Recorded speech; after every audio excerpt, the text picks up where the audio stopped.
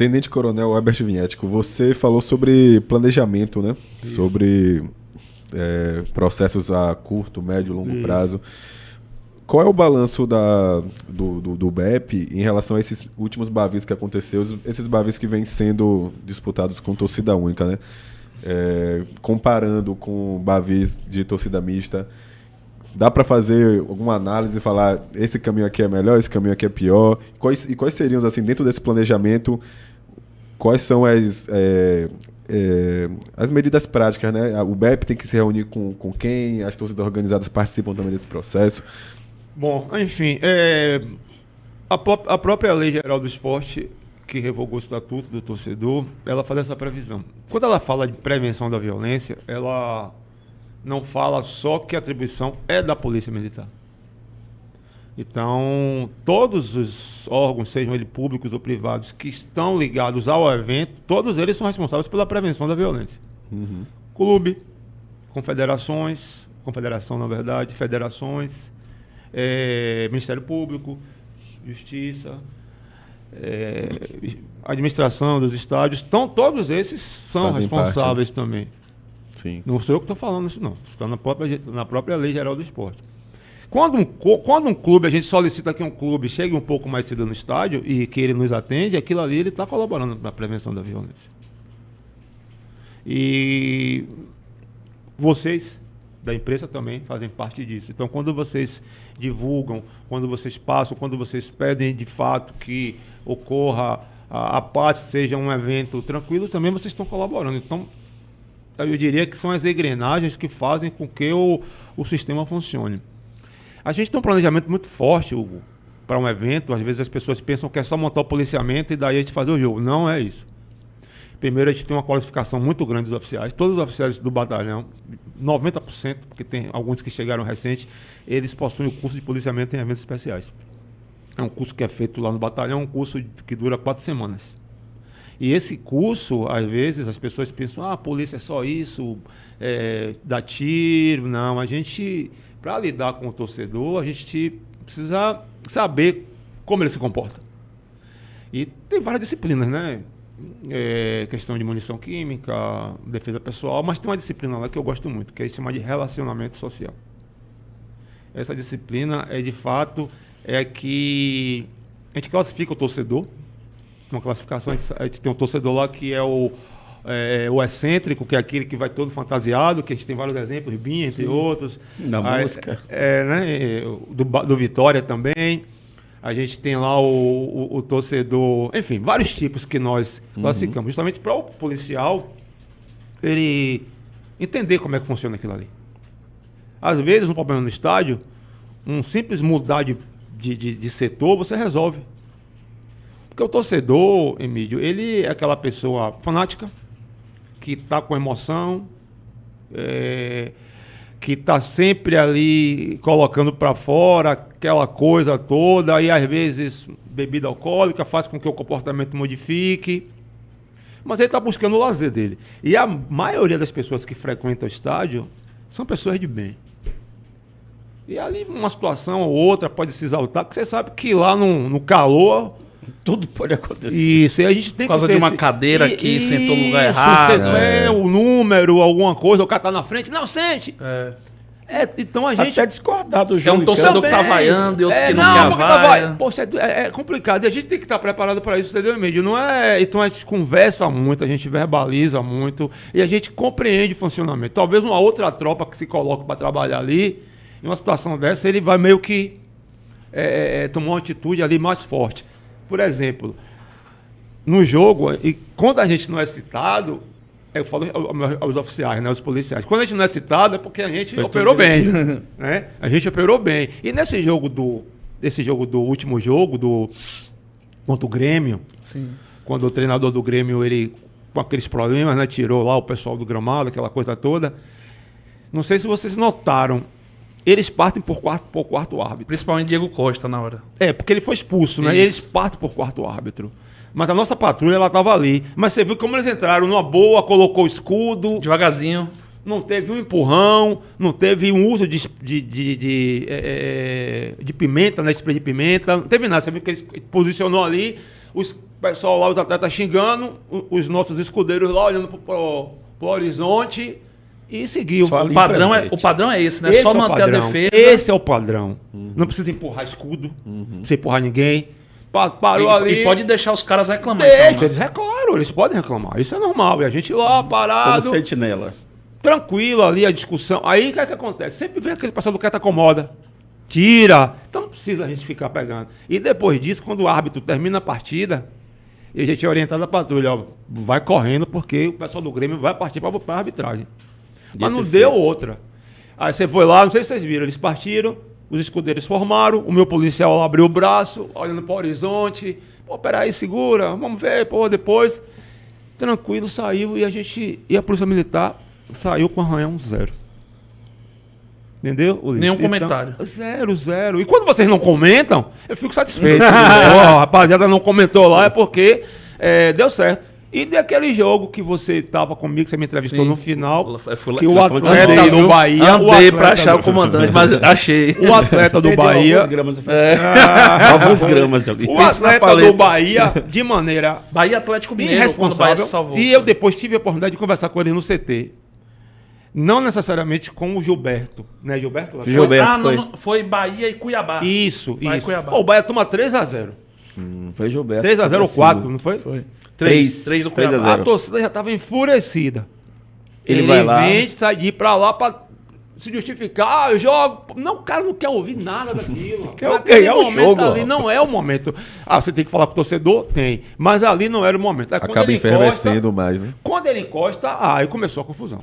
Começou a confusão, e toma-lhe arremesso, toma-lhe xingamento. Chegou ao ponto de um dos atletas, eles jogaram uma camisa. E jogaram de volta. Os caras jogou de volta. Quero sua camisa, não? Não era o momento. O cara até se arrependeu. Pô, devia ter ficado com a camisa. Mas não era o momento, entendeu? Não era o momento. Aí eu falei depois, conversei mandei um recado pra direção. Até o Rogério foi também, né? O Rogério foi depois lá. Aí chamei, mas não era o momento. Não era. Um outro fato também que foi extremamente complicado. E não teve nada. A gente montou ali, deixou os caras jogando. Se uma outra tropa, e aquele da tiro de borracha, jogar granada. E a gente sabia. E a gente, assim, pessoal da mesa, o protesto ele tem que acontecer. Ele é válido. O que a gente entende é quando ultrapassa o limite. Aí já vai para integridade física, já vai para quebra de algo, né, do patrimônio, da depredação. Aí a gente Não pode compreende. Mas o protesto e a gente precisa entender isso. Tá entendendo? E aí vem para outro jogo. Um outro jogo também aqui, o jogo do Vitória, final do campeonato. Vitória é campeão e os atletas do Vitória. E aquilo ali me deixou extremamente preocupado. Ah, tá. Foi na Fonte Na hora Nova. ele falou comigo. Extremamente preocupado, porque eles foram comemorar. Marcelo Bahia. Eles foram comemorar o título na frente do torcedor do Bahia. E não é na frente de qualquer torcedor do Bahia. Bamou. Eles foram pra frente, talvez aqui, eles devem se zangar comigo, talvez hoje, uma das torcidas mais violentas, ou a mais violenta do Nordeste é a Bamor. E eles foram pra lá. Tá? Eles foram pra lá. E aí, meu amigo, foi um negócio complicado. Eu tinha muita força. Claro que eles não iam invadir o gramado. Mas foram mais de 30 arremessos de objetos. E eles estavam. E você sentia no olho de cada um, que eu estava bem perto, que eles estavam ali enfurecidos. Muito enfurecidos. E aquilo ali, a gente, por favor, até acredito que a audiência de vocês é grande. Sim. Com certeza os clubes devem estar assistindo, a direção, os atletas também. A gente pede que não se repita aquilo, porque aquilo ali poderia ter um desdobramento muito ruim. E quando começa aquilo, pior. A minha inteligência diz: coronel, os caras disseram que vão destruir o ônibus do Vitória. Vão destruir aí, igual do Fortaleza. Meu Deus. E eles queriam fazer isso. Quando os atletas do Vitória foram, a inteligência dos coronéis, os caras queriam invadir o gramado. Porque se invade o gramado, imagine, ia comprometer todo um trabalho, todo um campeonato que foi feito ali de maneira bem tranquila, porque ia ser terrível. E aí começa na hora, pessoal, passar o filme de um monte de jogos. Teve um jogo, 2021, 2021, o Vasco era a Série B, era, né? O Vasco Sport, Isso, era a Bahia. Série B. Um jogo lá na Ilha do Retiro. Vasco, Sport e Vasco. O Sport botou 1-0 e o Vasco tem um pênalti no final do jogo. Sim, Foi sim. pro VAR lá, o árbitro era até o Rafael Claus e tal. E tem um pênalti. Aí ele dá o pênalti. O Vasco empata a partida. O que é que o atleta faz? Vai lá pra... Ele vai pra frente da torcida jovem do Sport. E Aí acabou o jogo. esse atleta era um atleta Do que Santa jogou no Cruz. Santa Cruz. Aí foi pior. O que é que aconteceu, Emílio? Arremesso, Arremesso, invasão de gramado. invasão de E gramado. desdobrou pra quem? E Pro acabou o clube. jogo. Acabou o jogo. E o maior prejudicado foi o Sport. Finalizando, aí você tem clube com perda de mando de campo, compromete receita. Porque, enfim, então essa era a minha Uma preocupação. bombeira foi agredida e Foi tudo. agredida e isso aí começa a passar. Pô, vai ser Uma mulher, uma criança que... enfim, Aí começa a passar o jogo do esporte, isso, aquilo, aí começa a pressão. Então são essas coisas. Então o atleta também, ele precisa entender. Então tudo isso que você me pergunta, tudo isso faz parte do planejamento. E eu já fiz até um pedido recentemente, até para conversar com os atletas dos dois clubes, porque a gente conversando com eles, explicando. Claro que tem o departamento de psicologia, tal, aquela coisa toda. Mas a gente queria conversar, porque às vezes, Ulisses, é mais fácil a gente conhecer, resolver o problema conhecendo. Porra, Ulisses, pode dar uma seguradinha, tal, o coronel, beleza. Justamente para a gente tentar fazer essa interação. Então, tudo isso faz parte de um planejamento. Eu conversei muito com o pessoal do Bahia, quando eles jogaram lá no Barradão, que, pelo amor de Deus, se ganhassem a partida, é claro, não fossem lá para organizar, ficassem no meio de campo e tal, porque isso compromete. E como eu disse, a atitude do atleta no campo reverbera para o torcedor. Tá? Então esse aí é o cuidado. Então a gente faz esse planejamento, a gente reúne com todos antes dos jogos, conversa, diz as atribuições de cada um, para que no dia da partida a gente consiga ter uma probabilidade maior de êxito. Claro que pode acontecer um problema ou outro, mas a gente tenta fazer tudo isso para diminuir a possibilidade de situações. Uma que... conversa contínua até chegar no momento que vocês avaliam e falam, dá para voltar a torcida mista. Claro, isso aí. Então a gente tem que ir por esse lado, mas eu acredito que está muito próximo, a gente volta. A gente fez um jogo, talvez um dos jogos mais perigosos nós fizemos contra o Palmeiras, porque a torcida Mancha Verde, ela é rival do E associada à Bahia. Aí você tem que ver isso também. Para a gente avaliar o grau de risco da partida, é uma série de situações. E o principal é a rivalidade entre torcidas. Sim. Se eu tenho uma torcida visitante que é aliada ao clube rival daqui do estado, o grau de risco ele vai lá para cima. E aí, nesse mesmo jogo do Vitória, hoje eu já posso falar, a gente tem um fato que a gente não gostou, que ocorreu dentro do Barradão. Houve um arremesso de 2 pedras para o torcedor visitante. Parte da torcida do Vitória, tão organizada deles ali, eles arremessaram 2 pedras para lá. Quer dizer, eu não sei se foi organizado, mas era o setor deles. E aí eu fui lá. E disse, se tiver mais algum arremesso, eu vou tirar sua faixa e sua bandeira.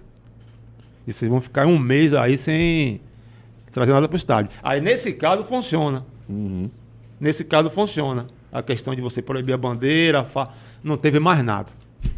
Não aconteceu mais nada. Uma simples conversa com o responsável pela organização. Mas não foi o coronel. Mas tá em seu setor. Controle do seu setor.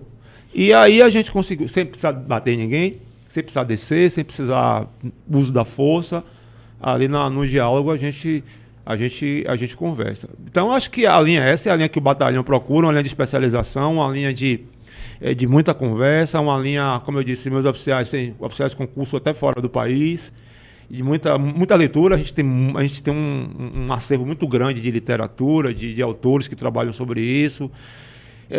A gente também tem a gente conversa muito com as outras polícias também, sobretudo com a Polícia Militar. Para mim, hoje, a referência no Brasil com relação à policiamento é a Polícia Militar de São Paulo. Então, a gente formou lá, a gente fez curso lá, então a gente tem uma referência muito grande, conversa muito com eles. E a gente vai seguindo a nossa vida. Tentamos sempre fazer isso tudo, sempre para manter a segurança e fazer com que o torcedor vá em paz, assista a sua partida e retorne também com segurança para suas casas.